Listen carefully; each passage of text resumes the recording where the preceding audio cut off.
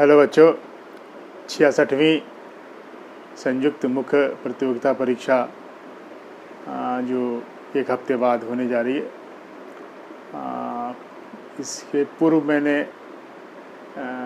मुझे मौका मिला था तो मैंने एक सब्जेक्ट्स का गेस किया LSW का। उसके बाद कुछ मौके नहीं मिले। इन दिनों बहुत व्यस्तता रही, प्रशासनिक में व्यस्तता ज़्यादा बढ़ गई है। इस वजह से मैं आप लोग के समक्ष उपस्थित नहीं हो पाया। आज छुट्टी मिली है, इसलिए एक सेगमेंट क्वालिटी वाला जो मैंने कर रखा था मैं वो आपको दे रहा हूँ। आप प्रिपेयर्ड तो हो गए होंगे, लेकिन लास्ट रिवीजन के तौर पर इनको ज़रूर देख लेना है, ये ध्यान में रखिएगा। जो पहला प्रश्न है पॉलिटी से, वो सेगमेंट में मैंने देखा था, वो प्रस्तावना भी है, मौलिक अधिकार है, नीति निर्देशक तत्व है, मौलिक कर्तव्य है। तो इनसे जो मैंने प्रश्न देखा तो मुझे लगता है ज़्यादा प्रश्न डायरेक्टिव प्रिंसिपल्स आने की संभावना मुझे दिखाई पड़ती है। आप जो मौलिक अधिकार हैं, मौलिक कर्तव्य में उनकी बात बाद में करूँगा। प्राथमिकता के तौर पर पहले मैं नीति निर्देशक तत्व की बात करता हूँ। इसमें जो प्रश्न आने की संभावना मुझे लगती है वो है उसके क्रियान्वयन के जरिए राज्य के लोक कल्याणकारी अवधारणा स्थापित होती है। इस कथन की समीक्षा बिहार सरकार के नियतार्थ करें। ये जो प्रश्न है कि नीति निर्देशक तत्व के क्रियान्वयन, अब ध्यान में रखिएगा, ये प्रश्न जब आता है तो बच्चे क्या कहते हैं, नीति निर्देशक तत्व के जो तत्व होते हैं उनको लिख देते हैं। इसका क्रियान्वयन पूछ रहा है और बिहार सरकार के नियतार्थ पूछ रहा है। तो ध्यान में रखिएगा, अगर ऐसा प्रश्न बन करके आता है तो आपको, जैसे मान लीजिए कि इसमें लोक कल्याणकारी की अभिवृद्धि के लिए सामाजिक आर्थिक राजनीतिक न्याय की स्थापना करना, तो आर्टिकल 38 है, 39 है, ठीक है, 39 क है, 41 है, 42 है। तो इन सब का क्रियान्वयन किस प्रकार से, कौन कौन सी योजनाएं बनी हुई हैं, कौन कौन से कानून बने हुए हैं, ठीक है, उन सब की बात करनी है। ठीक है, जैसे आप यहाँ पे कर सकते हैं कि 38 के में है कि 39 में है कि नागरिकों के जीविका के पर्याप्त साधन उपलब्ध कराना। तो इसके लिए बिहार सरकार कौन सी योजनाएं चला रही है, जीविका परियोजना तमाम है। काम के अधिकार के पूछे तो आप मनरेगा की बात कर सकते हैं। ठीक है, तो ये सब चीज़ें लिखनी है। प्रसूति हित लाभ की बात करनी है तो आप प्रसूति हित लाभ अधिनियम की बात करेंगे, वो क्रियान्वयन हुआ। ठीक है, समान कार्य के लिए समान वेतन, तो इसके लिए समान पारिश्रमिक अधिनियम, ये क्रियान्वयन हुआ। तो इन सब के जरिए, या न्यूनतम मजदूरी अधिनियम लागू करना, बिहार सरकार का न्यूनतम मजदूरी अधिनियम लागू करना, तो ये सब क्रियान्वयन है। और इन चीज़ों को क्रियान्वित कर करके सामाजिक आर्थिक राजनीतिक न्याय की स्थापना की बात की जाए। तो ये जो चीज़ है, ये क्वेश्चंस को लिखने के समय ध्यान रखना है कि ये प्रावधान है और ये बिहार सरकार का क्रियान्वयन है। ये योजनाएं हैं जिसके जरिए सामाजिक आर्थिक राजनीतिक न्याय की स्थापना की जा रही है, जिससे कि लोक कल्याणकारी राज्य की अवधारणा स्थापित होती है। ठीक है, दूसरा प्रश्न है, न्यायिक सक्रियता ने अनुच्छेद 21 को विस्तारित कर नए स्वरूप में प्रस्तुत किया है। हालिया सुप्रीम कोर्ट के निर्णय के आलोक में इस कथन की समीक्षा करें। अब ये एक प्रश्न जो है पहले भी आ चुका है, ये मैंने बहुत पहले भी गेस कर रखा, हमेशा करता हूँ इसको, कि इसमें व्याख्या होती रहती है। ऑलवेज सुप्रीम कोर्ट इसको विस्तारित करता रहता है। जैसे आप देखेंगे पिछले दिनों जो है समलैंगिकता का अधिकार है, ठीक है, इच्छा मृत्यु का जो अधिकार है, इन सब चीज़ों को जोड़ा गया। ठीक है, ये सुप्रीम कोर्ट अपने निर्णय के अनुसार देते हुए 21 को हमेशा विस्तारित करता रहता है। 26-27 चीज़ें इसमें जुड़ी हुई हैं, तो उसको आप ध्यान में रखिएगा। इन सब चीज़ों को तैयार करना है, इसको, इस प्रश्न की डिमांड है, इसको आप लिखना है। बढ़िया प्रश्न है, ये आ सकता है। नेक्स्ट क्वेश्चन, अनुच्छेद 370 की समाप्ति। अब देखिए, ये पिछले साल गेस किया गया था, लेकिन मैं जानता हूँ कि जो हॉन्टेड प्रश्न रहता है उस ईयर में वो नहीं देता है BPSC, वो उसके नेक्स्ट ईयर तक में बनता है। इस बार ये इम्पोर्टेंट बनता है। अनुच्छेद 370 की समाप्ति के उपरांत जम्मू कश्मीर के संवैधानिक स्थिति में आए परिवर्तन का उल्लेख करें। कैसे राज्य की समाप्ति हो गई, विशेष राज्य का दर्जा वो समाप्त करते हुए आपको क्या किया गया, उसको दोनों 3 भागों में बांटा गया, उसको देख लीजिएगा।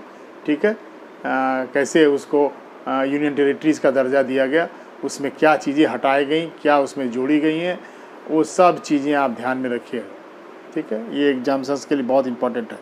तथा जम्मू कश्मीर में शांति स्थापित करने में लोकतांत्रिक व्यवस्था में ये परिवर्तन किस प्रकार सहायक सिद्ध होंगे।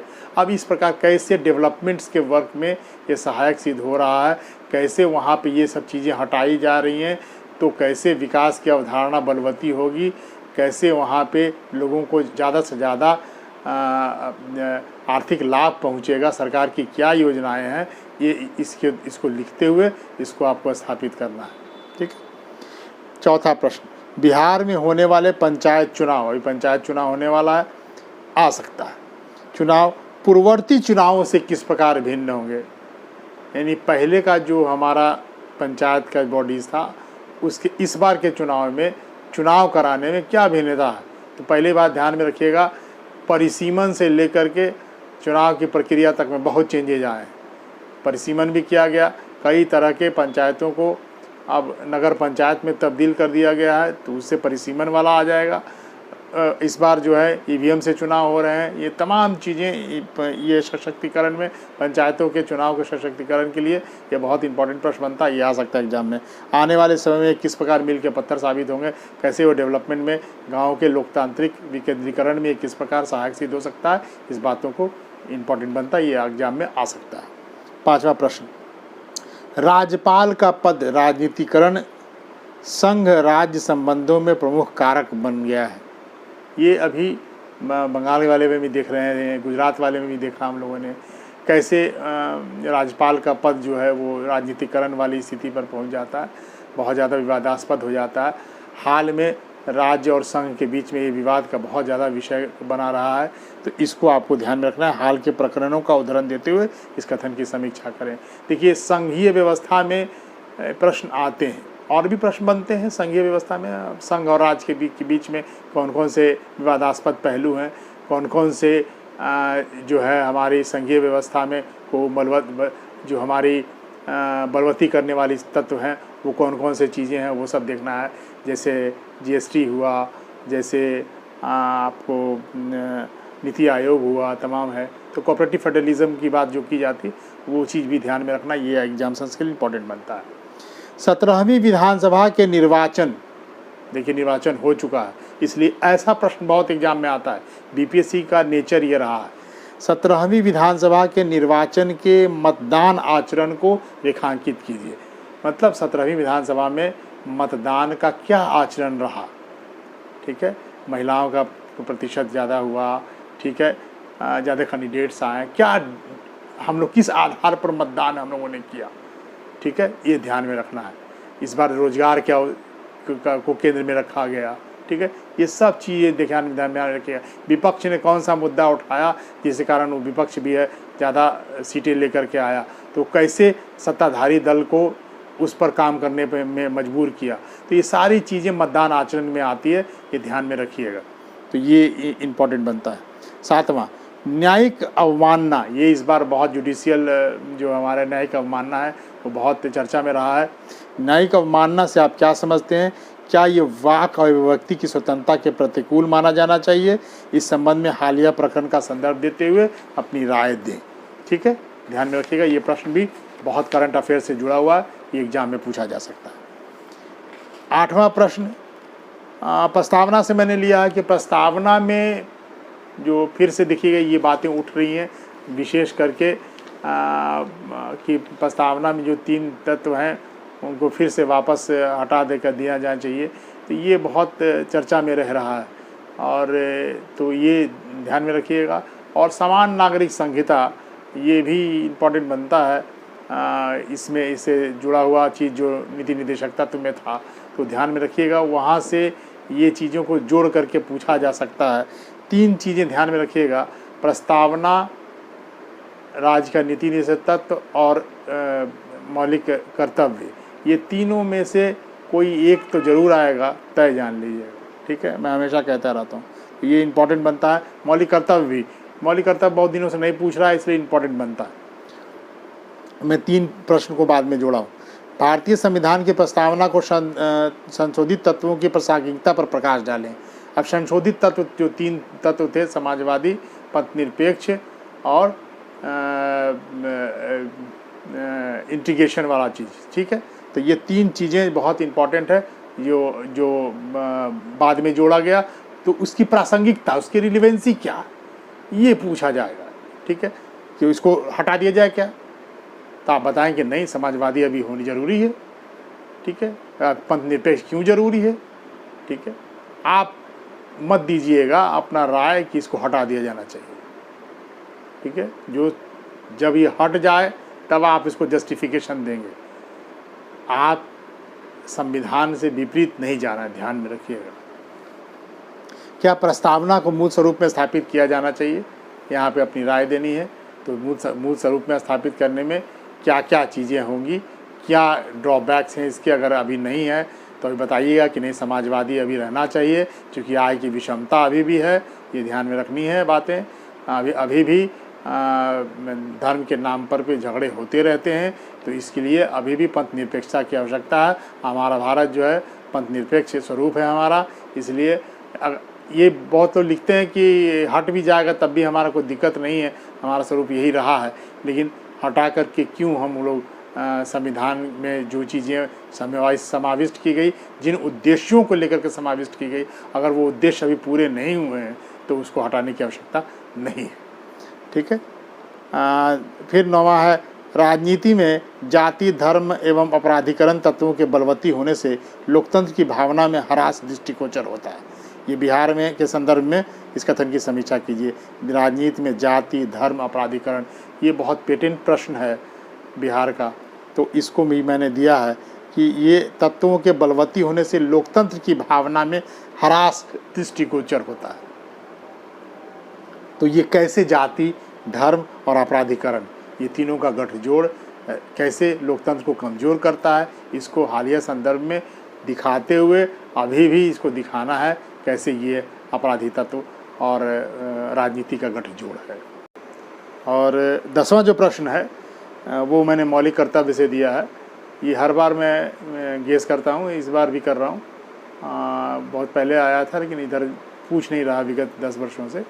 तो आप देखेंगे कि ये प्रश्न जो है वैसे बहुत इम्पॉर्टेंट बनता है, लेकिन आया नहीं है तो लोग उसको स्किप कर जाते हैं, और जब आने लगता है तब लोग पढ़ते हैं। तो इसके पहले पढ़ लीजिए, अगर मान लीजिए कि अगर आ गया तो आपको ज़्यादा लाभ मिल जाएगा। वो है मौलिक कर्तव्य की विशेषता महत्व को रेखांकित करें तथा इसमें अपेक्षित विस्तार की संभावना है। ध्यान में रखिएगा, ये अपेक्षित विस्तार की संभावनाओं पर प्रकाश डालें, इसको और भी विस्तारित किया जाना चाहिए, वो सब पहलू पर ध्यान में रखिएगा। वर्मा समिति की सिफारिश पर इसे अधिनियमित भी किया गया। वर्मा समिति की सिफारिश पर कई इस प्रकार के अधिनियम बनाए गए हैं। वो कौन कौन से अधिनियम बनाए गए हैं, 6-7 बनाए गए हैं, उन सबको ध्यान में रखना है। वहाँ से ये प्रश्न बना करके इसको याद तैयार कर लीजिएगा, ठीक है। ये आने की संभावना बनती है, मुझे हमेशा मैं कहता हूँ बनती है, लेकिन नहीं आया है इसलिए लोग इसको छोड़ देते हैं। तो ध्यान में रखना बेटा, इसको तैयार कर लेना। इन 10 प्रश्नों को आपको तैयार कर लेना है अंतिम रिवीजन के लिए। देखिए, और अतिरिक्त जितना पढ़ना आप पढ़िए, और मजबूत बनिए, हर सेक्टर को पढ़िए, लेकिन ये 10 प्रश्न को अंतिम रिवीजन के लिए रखिए। इसमें से मैं समझता हूँ कि आने चाहिए। 3 प्रश्न कहीं नहीं गया हुआ, 3 प्रश्न तो आना ही चाहिए, ठीक है। और अतिरिक्त अगर मुझे लगेगा कि अन्य जो हमारे सेगमेंट्स हैं, जैसे साइंस एंड टेक है, ये है, वैसे साइंस एंड टेक वाले में जो मैंने पहले कर रखा है उनको अगर हटा दीजिए तो बाकी जितने प्रश्न बनते हैं वो सब पढ़िए। जो पिछले गत वर्ष के लिए किया है उसमें से 2-3 प्रश्न जो आ गए उसको हटा दीजिए, बाकी जो प्रश्न नहीं आए वो संभावनाएं बनती है, बहुत ज़्यादा अंतर नहीं है, उन सबको देख लीजिएगा। करंट में भी देखिएगा, 2-3 प्रश्नों को जो छोड़ दीजिए, जो आ चुका है, बाकी जो नहीं आया उसको तैयार कीजिए, वो सब आएगा एग्जाम्सन्स को। इसीलिए बहुत ज़्यादा अंतर नहीं है। 5-6 महीने पहले अगर कोई एग्जाम्सन्स हुए हैं और मैंने उसको गेस किया, उसमें से 2-3 प्रश्न छोड़ करके बाकी जो प्रश्न नहीं आए हैं वो सब आपके लिए इम्पोर्टेंट बनते हैं, ठीक है। तो उससे भी आप देख सकते हैं, ठीक है। चलिए, और मैं कोशिश करूँगा कि अन्य जो है सेगमेंट से करंट अफेयर्स वगैरह भी करने की कोशिश कर रहा हूँ, देखता हूँ अगर मुझे मौका मिला, चूँकि मौका मिल नहीं पा रहा, चूँकि इंटरव्यू भी चल रहा, ऑनलाइन इंटरव्यू भी ले रहा हूँ, इसलिए मौके नहीं मिल पा रहे हैं। तो चलिए, ऑल द बेस्ट सारे बच्चों को, सब बढ़िया से एग्ज़ाम दीजिए और तब इंटरव्यू के लिए मेरे पास आइए। ऑल द बेस्ट बच्चे।